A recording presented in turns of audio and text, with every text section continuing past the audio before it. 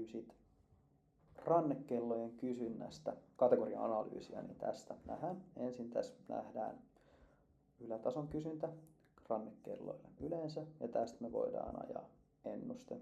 Eli viime vuonna plus 8% year over year, tai siis year over year kasvu 8%, ja kasvun ennustetaan jatkavan.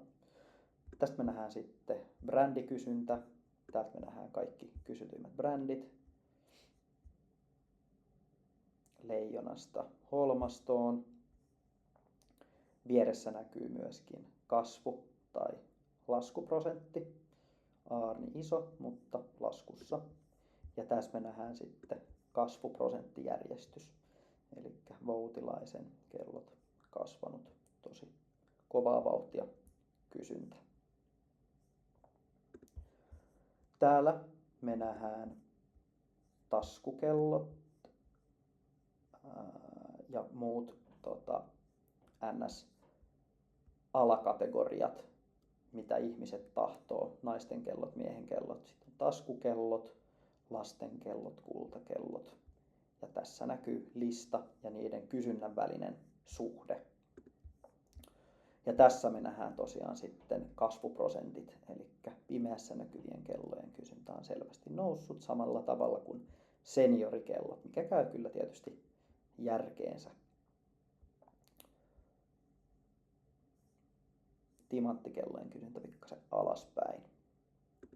No sitten täältä me nähdään vielä retailerit, jälleenmyyjät. Nähdään, että Keskisen kello selvästi haetuin, Pirkan kello kakkosena. Sitten tulee muun muassa kultajousu, timanttiset. Sitten me nähdään tässä, että minkä retailerin kysyntä on kasvanut. Varustelleka selvästi uutena. Ja näin. Ja täältä voidaan ajaa ennusteet tosiaan, mille me ikinä halutaankaan ajaa ja kaikille. Mitä me tosiaan meidän asiakkaille tuodaan on epäreilu strateginen kilpailuetu. Eli me annetaan asiakkaille reaaliajassa päivittyvä kysyntäennuste koko heidän relevantista kysynnästä, jotta tiedetään, että mitä siellä valikoimassa kannattaa olla ja mitkä käy sitten kaupaksi. Jutellaanko lisää?